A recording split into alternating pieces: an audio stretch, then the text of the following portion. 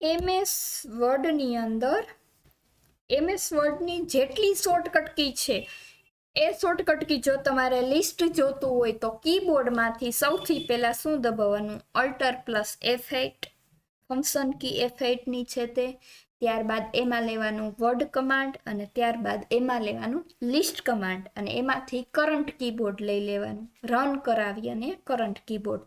ચાલો ટ્રાય કરીએ. તો સૌથી પહેલા આપણે અલ્ટર કી સાથે F8 દબાવશું, આવું લિસ્ટ ખુલે.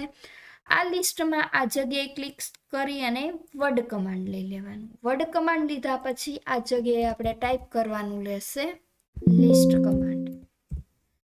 પેલું જ લિસ્ટ કમાન્ડ આવી ગયું. એની ઉપર ક્લિક કરી અને રન ઉપર ક્લિક કરવાનું છે. અહીંયા રન ઉપર ક્લિક કરો એટલે આ મેનુ આવે, એમાંથી કરંટ કીબોર્ડ સેટિંગ ઉપર ક્લિક કરી અને ઓકે આપી દો.